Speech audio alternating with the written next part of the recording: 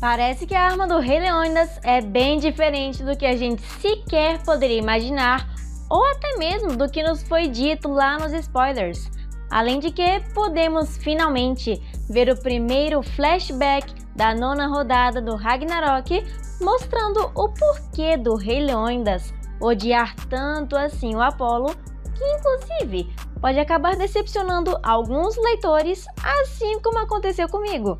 Mas para saber se isso vai mesmo acontecer, vamos descobrir tudo no capítulo 79 de Shumatsu no Valkyrie, que nós vamos contar agora oficialmente. Mas como nós falamos anteriormente, o começo do capítulo é mais ou menos como uma entrevista de como as outras pessoas veem o Rei Leônidas ou se sentem quando falam sobre ele.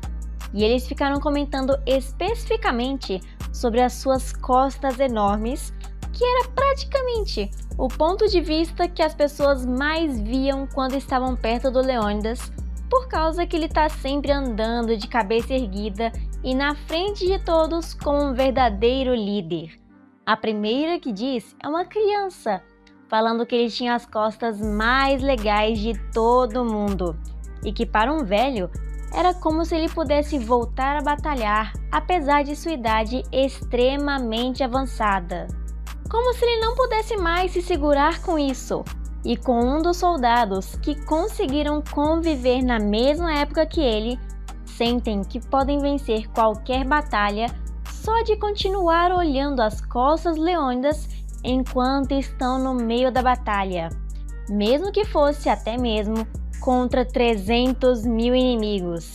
porque desde a época que aquele homem em específico viveu antes de Cristo, nasceram inúmeros heróis e heroínas de várias épocas, tipos e também de vários outros lugares. E olha que alguns deles nem sequer eram soldados ou talvez guerreiros, até mesmo músicos.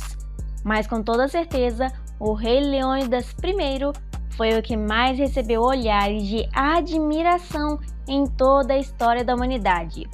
E um pequeno detalhe aqui que eu acho que vocês vão gostar. Quando a gente estava traduzindo esse capítulo, o jeito que eles falam aquele homem para descrever o Leônidas, eles colocam Han, meio que dando um significado a mais, como se ele fosse mais importante que todos os outros homens. Então você pode chamar de homem normal, homem honrado ou qualquer coisa parecida com isso. Mas começando então finalmente, o tão esperado passado do Rei Leônidas conta sobre a Batalha dos 300, que ocorreu lá no ano de 480 a.C., mas obviamente não mostrando em detalhes toda a Batalha dos 300, porque eu falei para vocês que eles não iam fazer isso para não deixar outra carta repetida que eles já colocaram na entrada dele. Mas então eles revelam um enorme exército seguindo um elefante e alguém montado nele, o que pode parecer estranho de primeira vista, mas ali em cima estava o rei Xerxes I, o quarto rei da Pérsia Aquemênida, que tinha um exército de mais de 300 mil soldados, considerado o mais forte do mundo lá naquela época. E ele estava atacando Atenas e Grécia, que na época tinha uma aliança entre as cidades-estado, onde a sua base ficava entre Atenas e também Esparta. Mas também estavam tendo outra reunião lá em Esparta, porque eles já sabiam que o rei Xerxes estavam querendo atacar eles, e eles precisavam resolver essa situação entre os anciãos de Esparta, que era quem ele tinha que decidir tudo o que acontecia. E logo ali fora daquela reunião, o único guarda daquele local que aparece pra gente é o mesmo guarda que apareceu no começo do capítulo falando sobre o Rei Leônidas. E aparentemente também é ele que está contando uma boa parte da história.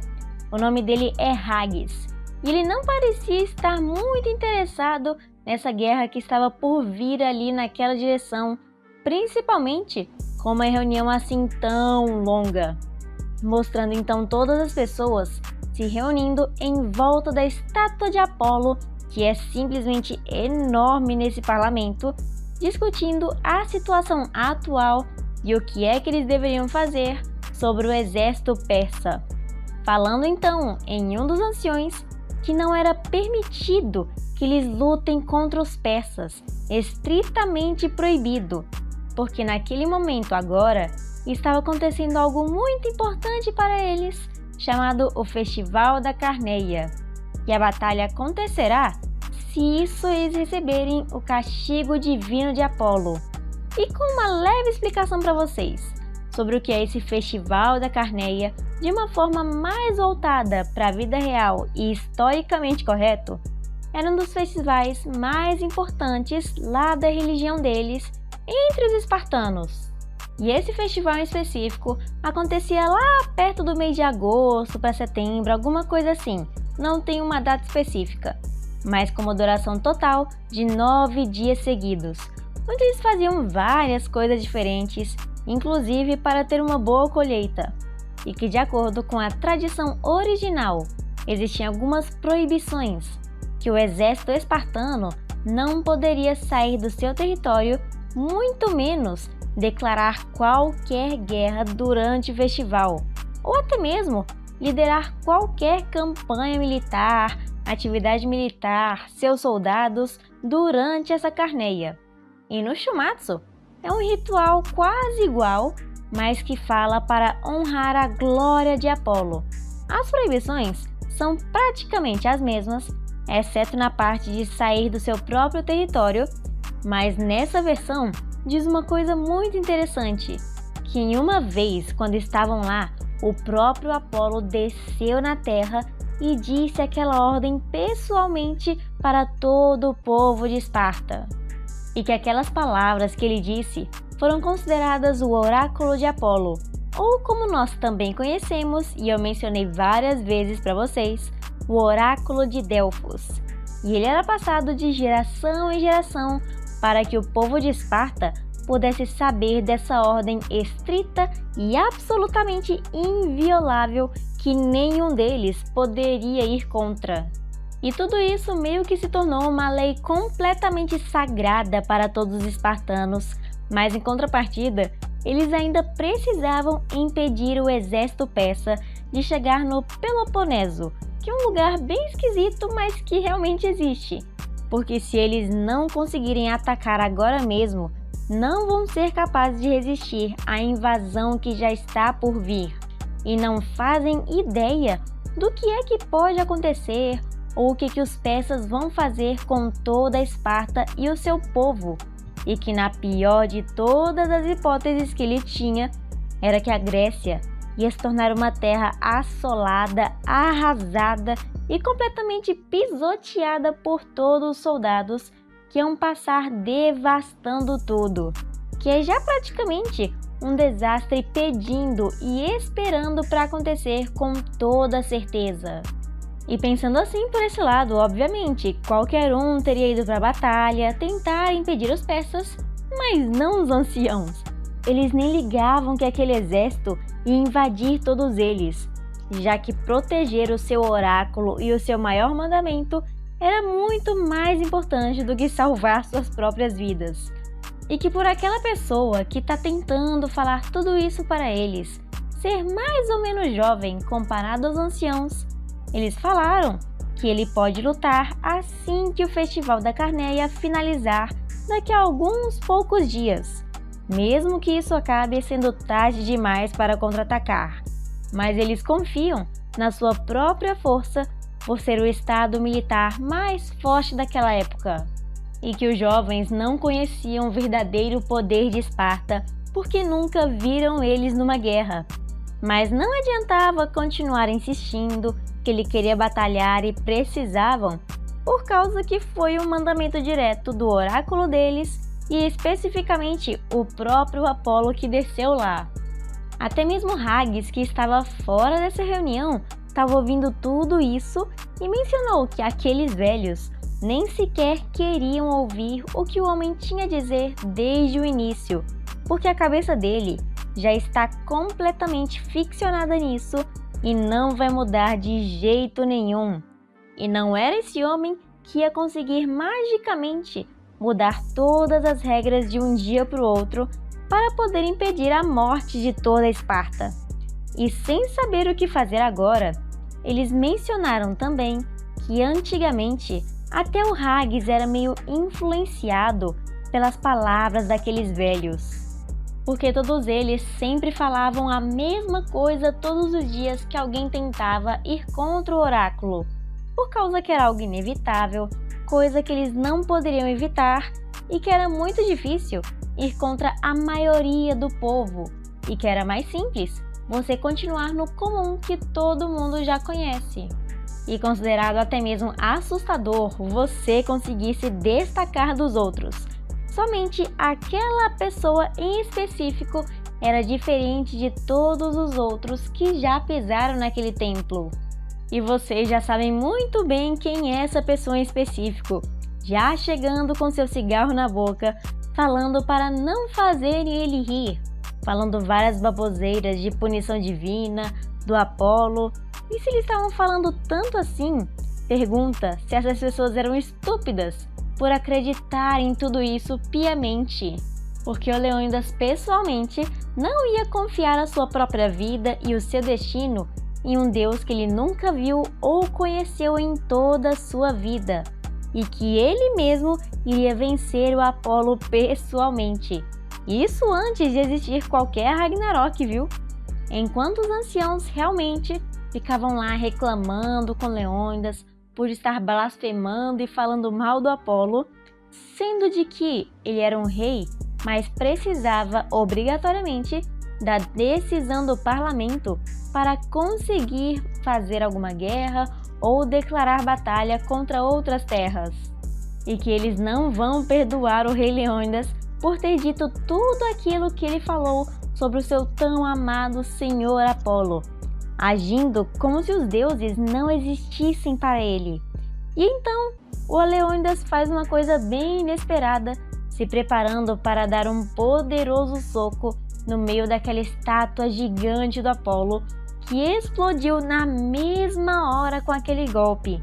deixando então a estátua em vários mini pedacinhos, e todos em volta ficaram chocados com o que ele fez, inclusive o Haggis, que estava um pouquinho lá para fora, dando até um pouco mais sentido ao título que tem do próprio Leônidas de Rei Rebelde, que também é o título desse capítulo, e que ele falou que se for castigado por isso, ninguém mais vai ser castigado com ele, porque ele vai lutar a guerra sozinho contra os persas, deixando nenhuma oportunidade para o parlamento ir contra sua própria decisão. Mas antes do Leônidas ir embora lá de dentro, eles tentaram fazer uma praga no Leônidas de que ninguém vai seguir ele, já que ele praticamente quebrou e destruiu o oráculo de centenas de anos da sua comunidade, dizendo que agora mesmo que o Deus ultrapasse o Leônidas e que impeça ele de conquistar tudo o que ele queria, perguntando por que ele luta, por que ele é um sanguinário que tem tanta sede de sangue. Mas a verdade é que ele não queria lutar, já estava muito cansado, ele também não queria morrer. A única coisa que ele queria era tomar uma bebida e tirar uma soneca, do mesmo jeito praticamente que foi mostrado durante a sua apresentação, ele deitado numa rede, quase dormindo, comendo e bebendo como sempre sonhou. Mas agora era a hora de lutar, ou até mesmo a hora que ele deve fazer o que é preciso, e sempre por sua própria vontade, porque isso é ser um espartano, isso é Esparta. E quando Leônidas passou perto daquele guarda chamado Haggis, ele até ficou sem palavras, vendo Leônidas andar de costas, pensando que era uma enorme idiotice desafiar o oráculo que ninguém desafiava e batalhar sozinho contra 300.000 soldados. Mas ainda assim, daquele jeito, o Haggis ficou muito comovido com tudo que ele viu acontecer e nem reconheceu a si mesmo, porque ele começou a correr sem pensar na direção do Leônidas, gritando seu nome para poder seguir ele aonde quer que fosse. E ele foi o primeiro soldado de todos os 300 a se juntar ao Leônidas para começar aquela batalha. E mesmo que o Leônidas não olhasse para trás, o soldado continuou seguindo ele com todas as suas forças. E todos os outros que se juntaram a ele fizeram a mesma coisa sem pedir absolutamente nada em troca, que já era uma boa mudança que pelo menos eles colocaram na história comparado com a realidade, mostrando todos aqueles soldados querendo de verdade ficar ao lado do seu rei. Resumindo então, que todos os 300 homens da história finalmente se reuniram e que todos nós já conhecemos. E todos eles também já estavam muito cientes de que eles provavelmente não iriam sair vivos daquela batalha, mas do mesmo jeito ofereceram a espada, o escudo e o elmo do Leônidas para que ele fosse batalhar, porque mesmo com medo, todos eles queriam lutar porque eram espartanos, carregando praticamente todo o orgulho de sua terra junto com eles. E por último, para que eles pudessem acompanhar o rei Leônidas, o próprio falou que eles podiam fazer do jeito que desejarem. E eu gostei também da forma que eles mencionaram um novo título do Leônidas, onde ele foi chamado de traidor de Deus, praticamente o traidor de Apolo, que entrou em combate junto com os 300 soldados na Batalha de Termópilas, que aconteceu da forma normal que todos nós já conhecemos. Um enorme exército gigante contra aqueles pouquíssimos que se juntaram com os espartanos, incluindo os soldados que vieram lá de Atenas. Eu só não gostei de uma pequena parte dessa história, de que além deles não terem mencionado os outros soldados que se juntaram com eles, além dos 300, eles também não colocaram uma motivação assim tão boa para que o Leônidas odeie o Apolo até o talo. É como se eles estivessem falando que o Leônidas só odeia o Apolo por conta que ele desceu lá e disse um oráculo simples assim, principalmente porque eles removeram uma parte principal que eu tinha na teoria para ele odiar o próprio Apolo, que era a previsão da morte do Leônidas que o próprio oráculo de Delfos falou através das palavras dele, e só colocaram aquela pequena lei de não poder batalhar no meio do Festival da Carneia, que não é um bom motivo para ter raiva, muito menos para odiar alguém assim, a ponto de ficar com tanta animação para lutar no Ragnarok. E eu acredito que eles poderiam ter se esforçado um pouquinho mais e ter procurado uma razão bem melhor para que eles colocassem esses dois personagens juntos na 9ª rodada do Ragnarok. E pensando bem melhor agora desse lado, que a minha teoria infelizmente não se realizou, provavelmente eu acho que o Simo Häyhä teria sido um oponente muito mais divertido e que combinaria mais com Apolo no meio dessa batalha. Mas eu espero que pelo menos daqui pra frente as coisas melhorem um pouco. Mas voltando aqui para o capítulo, o Haggis falou que durante aquela batalha foi a primeira vez que ele se sentiu vivo e que ele e nenhum dos outros soldados tem algum arrependimento de ter morrido ao lado dos outros, principalmente ao lado do próprio rei Leônidas, e que nessa versão da Batalha das Termópilas fala que eles conseguiram fazer o exército persa recuar e salvaram o seu país,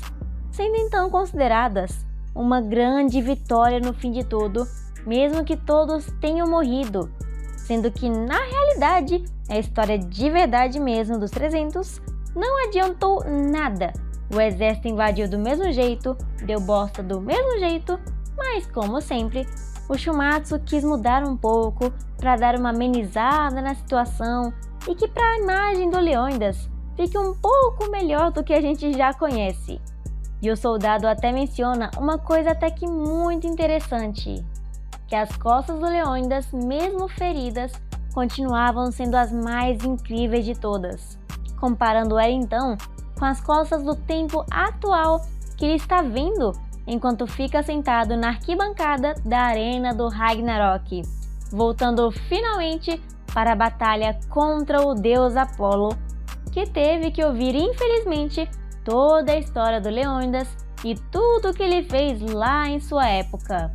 mencionando especificamente aquela ordem sem sentido que o Apolo fez quando foi lá para a Terra e se encontrou com os espartanos, que acabou por uma mera coincidência se tornando o decreto de um oráculo para os espartanos,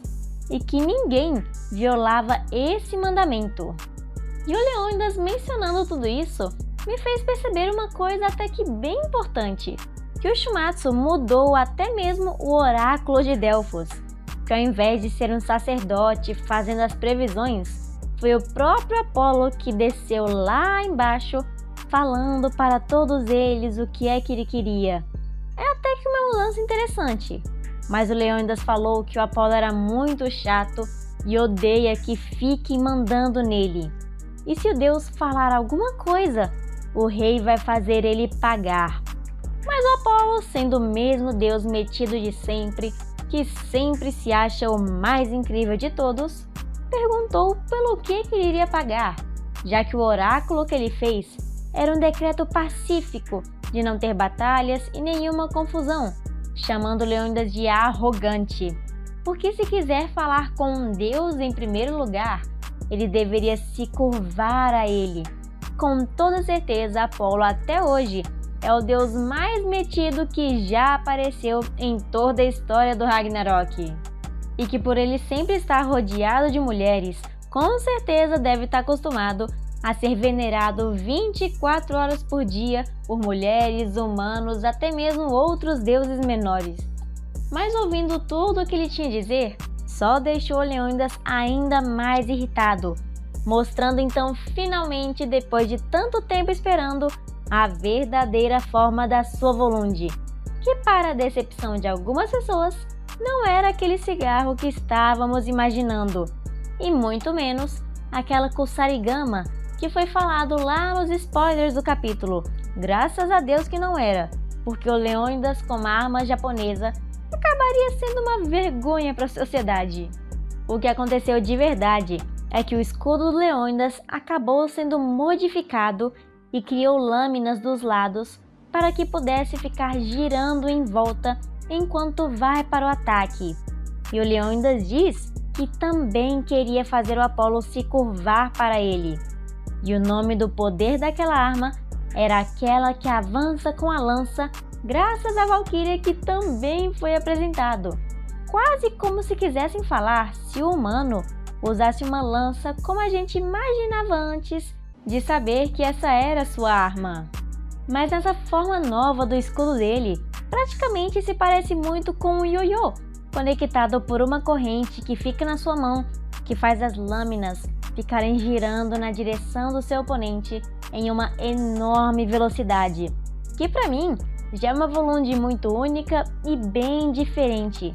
porque com certeza ninguém poderia sequer imaginar que o rei Leônidas usaria algo parecido com um ioiô assassino. E a Valquíria que tanto queríamos saber antes, infelizmente, não era uma loli como dizia na nossa teoria, mas devo admitir que para mim é uma das Valquírias mais bonitas que já apareceram no Ragnarok, na minha opinião, ficando só abaixo da Hrist. E o seu nome pode ter um jeito diferente de se falar, ou talvez uma forma diferente de estar escrito na tradução. A gente colocou Geirolu, que é a forma que está escrito no japonês, sendo traduzido diretamente para o português, tendo o mesmo significado e está 100% igual a do mangá, aquela que avança com a lança. Mas também teve outra tradução que colocou Geiravor,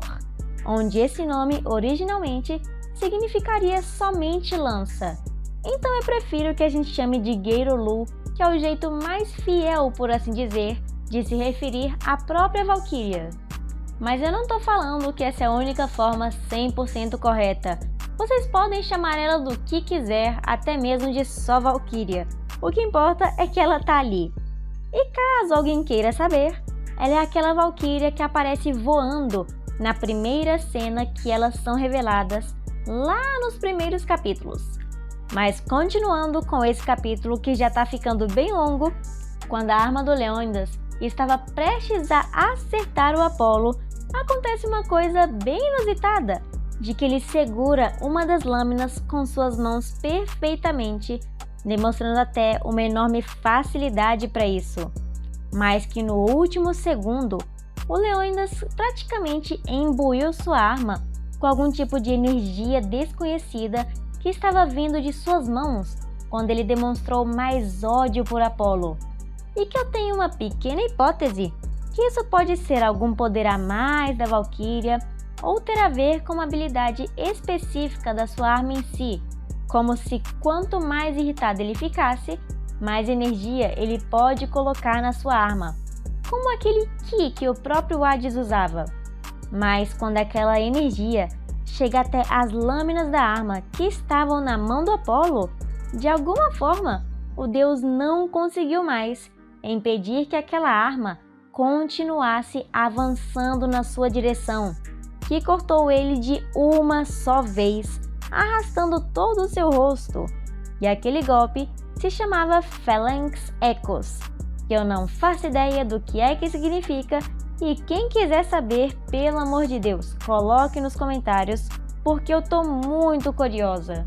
E desse jeito, vendo essa belíssima cena da gente vendo o Apolo voando, ou melhor ainda, o Aeropolo voando para fazer companhia ao Voades ou Pipades, do jeito que vocês precisarem, o nascimento de um novo meme emocionante para os deuses gregos do Shumatsu, que como sempre são muito odiados. E o Leônidas fala que se quiser viver por mais tempo, não deveria se meter com os espartanos. E agora que a Volunde do Leônidas finalmente foi revelada nessa cena aqui do capítulo 79, a única coisa faltando é a arma divina do Apolo e o seu flashback, que por coincidência, pelo menos a arma vai ser revelada já no capítulo 80 do mês que vem, tendo aquele pequeno spoiler que a gente sempre recebe no final de cada capítulo, dizendo que o seguinte vai falar sobre a arma divina de Apolo e o seu poder. E essa arma vai poder se transformar, o qual será um problema para Leônidas. E eu vejo assim que ambos os dois lados vão ter armas divinas que podem mudar de forma, que pode acabar sendo até mais único. Inclusive, isso aqui deu a entender que o Apolo, além de ter uma arma divina, vai ter um poder separado com isso. O que será que pode ser? Talvez uma coisa parecida até com o Bel, que tem um poder que vem dele mesmo. Mas eu tô mais curiosa para saber sobre a arma do Apolo, já que a única arma que a gente já teorizou é aquele seu arco e flecha junto da manopla. E se ela vai se transformar em alguma coisa, que tipo de coisa pode ser? E eu tenho certeza que isso vai acabar sendo uma belíssima surpresa para todos nós que estamos lendo o capítulo. Mas que pelo fato do Leônidas estar tendo uma enorme quantidade de destaque durante todo esse tempo, já no começo da rodada, tem uma boa chance de que ele pode acabar vencendo a 9ª rodada, o que eu até que acharia bem legal. Mas além dessa teoria de quem tem mais destaque vence, tem outra que eu até gostaria de mencionar para vocês aqui rapidinho, de que a primeira pessoa atingida vence a batalha. E eu sei que essa teoria, infelizmente, foi mais ou menos quebrada na última rodada, onde o Tesla foi o primeiro a ser atingido e perdeu. Eu ainda acredito que existe chances dela acabar se realizando, porque nenhuma teoria quase é 100% correta. Até mesmo aquela do número das capas tem algumas partes em que não está 100% correta. Então eu acho que o Tesla foi a exceção dessa regra e que o Apolo também tem uma mínima chance de ganhar. Então as probabilidades dessa batalha para mim ainda estão 50-50 de um lado para Apolo e do outro lado para o Rei Leônidas. E deixem suas opiniões aqui de qual dos dois lados vocês acham que vai ganhar ou que vocês realmente querem que vença. E depois de ver todo o capítulo 79 de Shumatsu no Valkyrie e toda a explicação que nós tivemos aqui para vocês nesse vídeo extremamente longo, onde eu acho que vai dar mais ou menos meia hora depois da gente postar para vocês, não esqueçam de deixar um like aqui embaixo porque isso aqui realmente deu muito trabalho, mas que nós estamos sempre dando o nosso melhor para todos vocês, sempre que nós podemos. E não esqueçam de já ficar de olho no próximo capítulo do spin-off do Jack o Estripador, que tá simplesmente incrível e que vocês podem apostar que vamos trazer para vocês. E por último, um momento especial para os membros do nosso canal. O historiador Jonathan Rock, Ian Tales, Lhamado, Charland Zero, Vianney Zutirra e Felipe Silva.